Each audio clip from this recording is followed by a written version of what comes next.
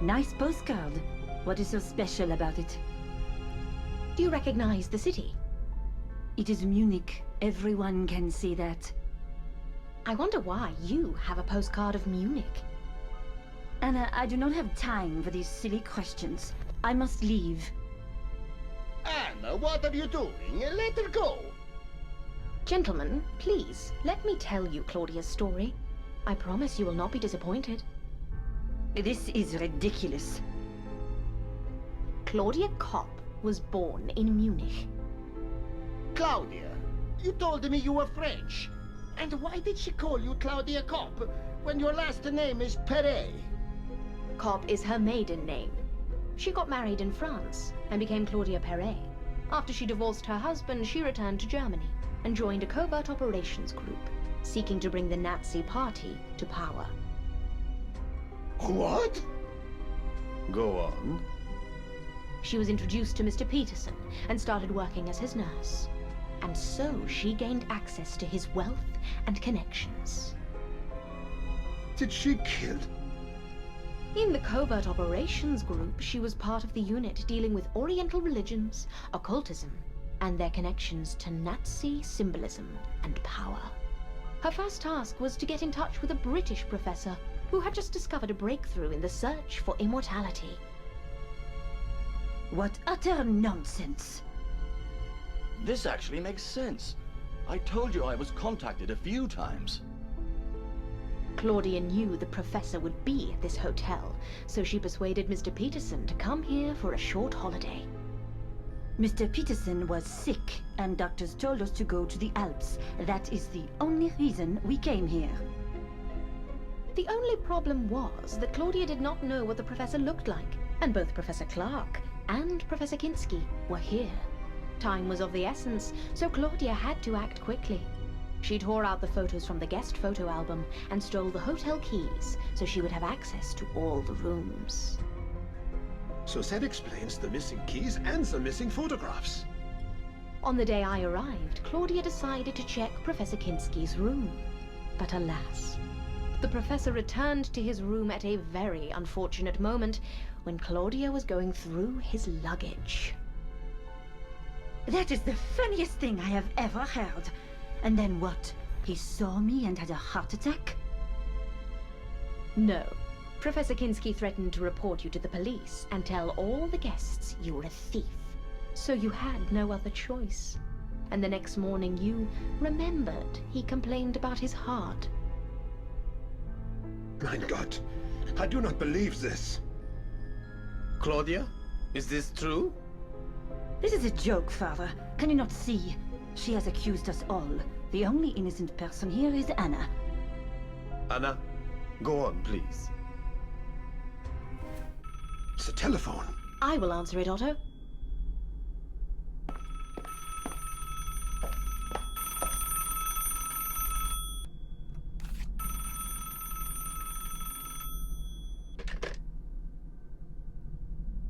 Good afternoon. May I speak to Miss Claudia Perret?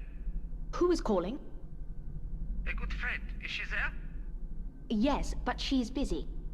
Is she all right? Yes, she's perfectly fine. Yes. Please tell her that the plans have changed. What plans? She knows. What is your name? Helmut. Tell her Helmut. I will. Thank you and have a good day.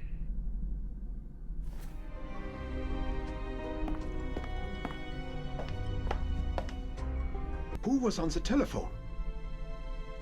A man named Helmut. He was looking for Claudia. I do not know him. He asked me to tell you that the plans have changed. Plans? I don't know about any plans. Who is Helmut? I told you I do not know him. Anna, please continue. Where was I? Oh yes, when Claudia killed Professor Kinski. Later that night, Ulla confided in Claudia that when she was younger, she worked as a nurse, and Professor Kinski's heart attack looked suspicious. Furthermore, Ulla discovered puncture marks on his neck that were probably made by a syringe. She also told Claudia that she planned to discuss it with Dr. Hartmann. Mein Gott! After their conversation, Claudia decided to take care of Ulla. She acted quickly, and we discovered Ulla's body later that evening. Complete nonsense. The next morning, Dr. Hartman decided to investigate. As a doctor, it was obvious to him that something wasn't right, and he suspected that Professor Kinski and Ulla were both killed.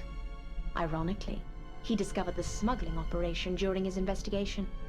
Furthermore, he realized it was run by Otto with the help of Father Lenz. What a shame. As I said, it is not what you think it is. Oh, never mind. Anna, please, continue. Dr. Hartman wanted to share his findings and wrote 2 notes, one to me and one to Walter, asking us to come to the cellar at 11 o'clock, where he wanted to show us the boxes full of cigarettes. Well, at least Dr. Hartman wasn't killed by me. On the contrary, Claudia, you knew Dr. Hartman discovered something, and so you decided to kill him as quickly as you could. You didn't have time to stage another heart attack, so you stole Mr. Peterson's gun, ran to the cellar, and shot him. Later, you put the gun case in Giovanni's room, and the gun in Professor Kinski's luggage. You confused us all. Walter found the body first, and took out his gun, and began to look around. When I entered the cellar, I saw Dr. Hartman's body, and Walter holding a gun. We argued, and after we searched the cellar, we left and informed everyone of Dr. Hartman's death. Nonsense! When we announced the death of Dr. Hartman, it turned out Giovanni was missing a pair of shoes. Professor Clark had mislaid his passport, and Mr. Peterson could not find his gun. For now we know what happened to Mr. Peterson's gun. But what about the shoes and the passport? We are almost there, Otto. Be patient, please. Did you find my passport, Anna? Yes, I did.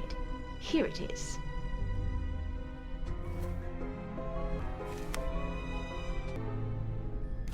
Later that day, Claudia pretended to be attacked.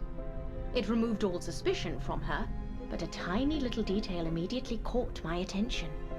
A syringe from Dr. Hartman's medical chest. I asked Claudia if she had any visitors, and since she had to improvise quickly, she told me Dr. Hartman was in her room, which was impossible because he was in a wheelchair and couldn't make it to the 2nd floor. I must have mixed him up with somebody else. Later that night, when I shared my concerns with Otto, Claudia entered the room. She was obviously worried and wanted us to suspect Walter. When I went to the cellar before going to bed, wearing Giovanni's shoes, Claudia locked me up and turned off the lights. And when I got out, I saw the fresh shoe prints made by a man. It was very clever. How could you, Claudia? Meanwhile, Mr. Peterson had begun to suspect Claudia. He confronted her and demanded a straight answer. At first, Claudia acted innocent. However, after a while, she pretended she had to show him something. When they got to the backyard, Claudia stabbed him and dragged his body as far away as she could. Then she returned to the hotel and spent the night with Giovanni. A perfect alibi. You witch! In order to incriminate Giovanni even more, she smashed his record and scattered its pieces near the cellar door. A cold-blooded killer. What happens next is relatively straightforward. We all thought the killer was either Walter or Giovanni. The only problem was that Walter knew that he was not the killer, and he doubted that Giovanni was capable of murder. He suspected Claudia, and she had to keep him quiet. So many innocent lives! And there was one last thing I needed to check. It was more or less clear to me that the killer was Claudia. I just didn't know if she had communicated with someone outside. But the phone lines were down. Exactly. Yesterday I saw Claudia walking around with a mirror. I decided to do the same, and to my surprise, when I started to reflect the sunlight to the other part of the mountain, I got the same response back. Very clever, Claudia. What do you say? I won't say anything. Not until I see my lawyer. Very well. Police, open up, police! What is going on here? Is everything all right? Thank God you are here. We have a murderer here. Mrs. Claudia Perret. Mrs. Perret, is this true? I won't say anything without my lawyer. All right then. Stay here, please. We need to check the premises.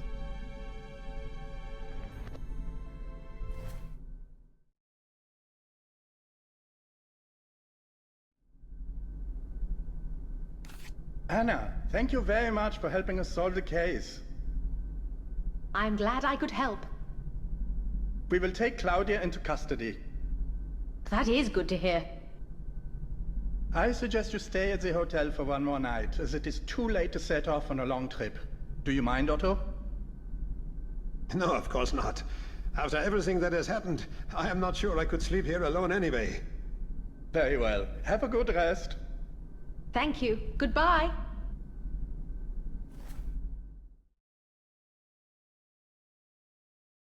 I have packed all my belongings, and I'm ready to go. Let's go outside.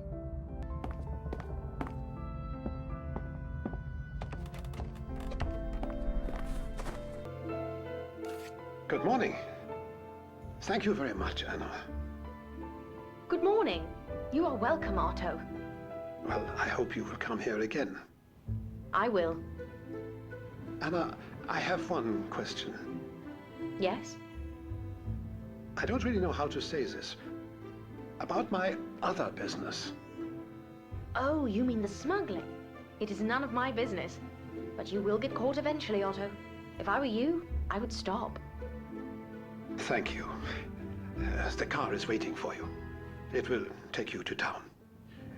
Take care.